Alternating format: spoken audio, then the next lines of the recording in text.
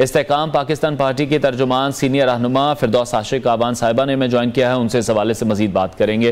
फिरदौस साहिबा, बहुत शुक्रिया आपके वक्त के लिए। Welcome to new Pakistan. Muslim League नून के हम देख रहे हैं सिंध, बलोचिस्तान और KP में सियासी राब्ते हो रहे हैं, कुछ इत्तेहाद बन भी चुके हैं, MQ में इस हवाले से ऐलान कर चुकी है, कुछ के ऐलानात होना अभी बाकी हैं। नवाज शरीफ साहब ने सिंध का दौरा भी करना है।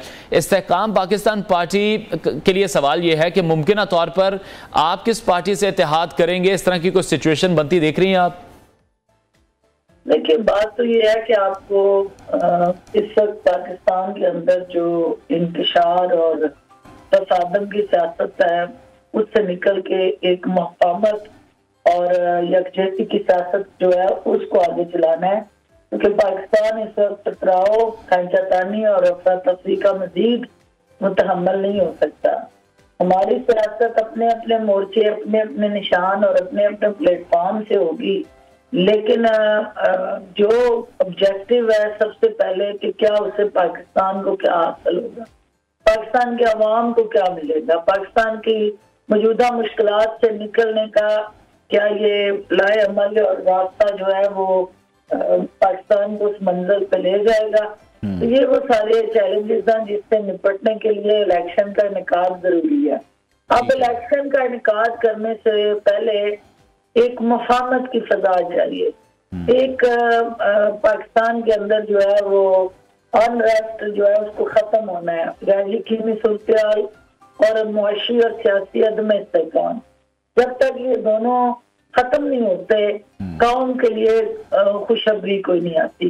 और हम ये समझते हैं इस्तेहकाम पाकिस्तान पार्टी किस वक्त पाकिस्तान को मजीद तकसीम करके अवाम की मुश्किलात को कम करने के बजाय अगर ये इलेक्शन जो है वो उसमें इजाफा करने का बायस बनता है तो उससे पहले जो है, क्योंकि अरबों रुपए काम के जो है इस इलेक्शन पे खर्च होने जा रहे हैं और उस इलेक्शन का आउटकम जो है अगर अवाम की तकलीफ, मसाइल और मुल्क की मुश्किलात में इजाफे का बायस बनता है, उससे पहले एक ग्रेटर डायलॉग की जरूरत है इलेक्शन से पहले। फिरदौस साहिबा, पंजाब की सतह पर इलेक्शन लड़ेंगे या बाकी सूबों से भी उम्मीदवार खड़े करेंगे? और साथ ही साथ ये भी कहा जा रहा है कि पंजाब में जो सीट एडजस्टमेंट है उस पर पाकिस्तान पीपल्स पार्टी से बात करेंगे या नहीं करेंगे?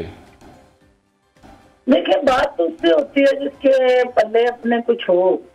अगर पीपल्स पार्टी का पंजाब में या किसी भी सियासी जमात का कोई वजूद होगा, हल्कों के अंदर उनकी कोई पजीराई होगी, वोट बैंक होगा, तो कौन सी सियासी जमात है जो नहीं चाहेगी कि वो जीते और अब उसके कैंडिडेट ज्यादा से ज्यादा सीटें लें। देखना है कि ग्राउंड रियलिटीज क्या है और ग्राउंड रियलिटीज की बुनियाद पे ही फैसले हम करेंगे।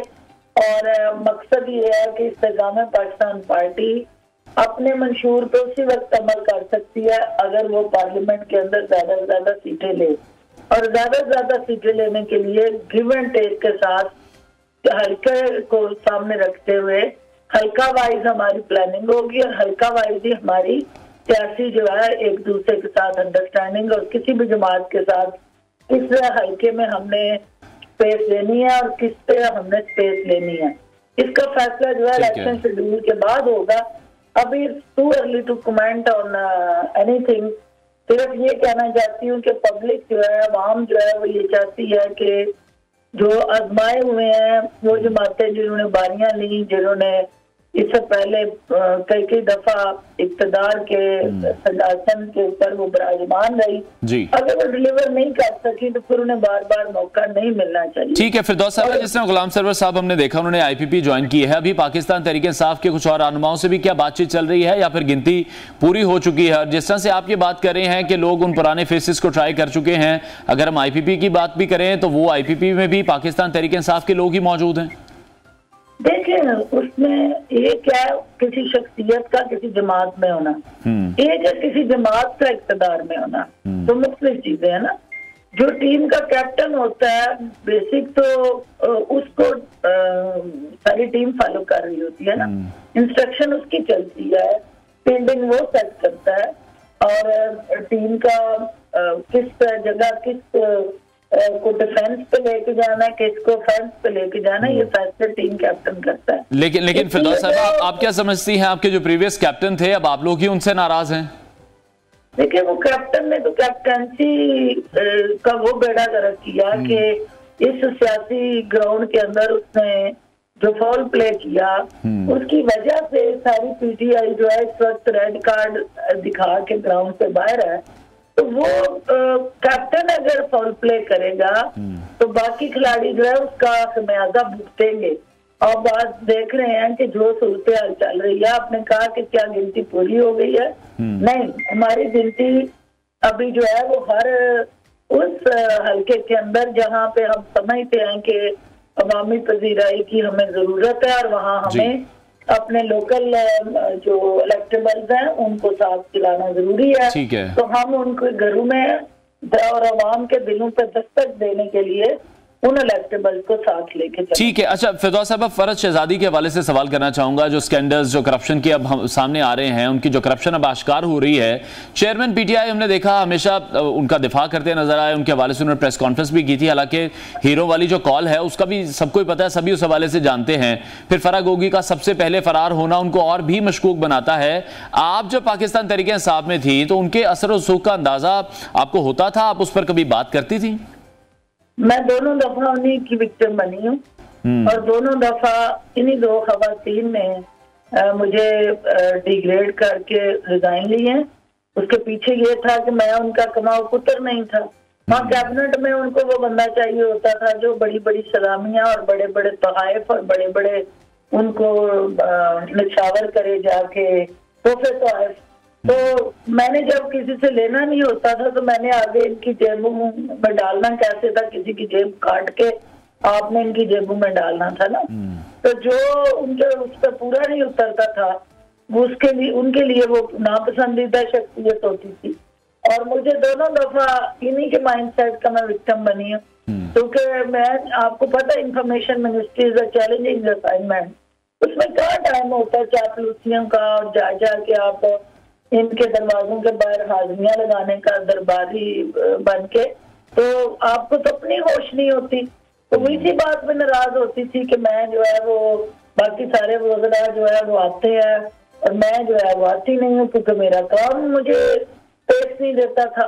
तो वो उनकी रसाई इस हद तक थी कि वो जिसके लिए क्योंकि मेरे लिए तो वो सिर्फ खान साहब तो नहीं टीवी देख रहे होते थे, तो वो घर में उनकी हतूने अव्वल बैठी होती थी। तो जो ही वो घर एंटर होते थे तो अगर वो उन्हें कहती थी कि इसने आपको सही डिफेंड नहीं किया, इसने जो है वो आपको इसका डिफेंस वीक रहा, इसकी परफॉर्मेंस वीक रही, क्योंकि वो कहानियां। लेकिन ये तमाम जो सिचुएशन थी, ये दूसरे पार्टी अरकान को या पीटीआई चेयरमैन को इसका अदराक नहीं था कि वो क्या कर रही हैं? हाँ, जुर्रत किसी को नहीं थी कि वो उनको बताते। जो बताने की जुर्रत करता वो निशान इबरत बनता, फिर वो उस कैबिनेट में उसी वक्त फारग होता। और मेरा ये कसूर पंजाब में यही किया था जुर्म मैंने, कि मैंने सच बता दिया था उनको कि क्या हो रहा है, और उसके कोई आधे घंटे बाद मुझसे रिजाइन ले लिया गया। ठीक है, लास्ट कमेंट आपका चाहूंगा फवाद चौधरी के हवाले से। शुरू के इजलास में हमने देखा, उसके बाद इस्तेहकाम पाकिस्तान पार्टी के साथ वो नजर नहीं आए, अब गिरफ्तार भी हो चुके हैं, कोई रद्द-ए-अमल आईपीपी की जानिब से सामने नहीं आया। फवाद चौधरी की गिरफ्तारी की कोई वजूहात आप जानती हैं? उनकी गिरफ्तारी पर आप क्या कहेंगी? देखिए, उसमें मैं सबसे पहले तो वो यकीनन आए आईपीपी में और उन्होंने प्रेस कॉन्फ्रेंस में बैठ के जिस तरह का इमोशनल सीन क्रिएट किए, जिस तरह से उन्होंने सारी प्रेस कॉन्फ्रेंस को सबोताज करके कैमरों का रुख अपनी तरफ करवाया और कोशिश की कि वो मैसेज दे सके खान साहब को कि मैं आज भी आपके साथ हूँ।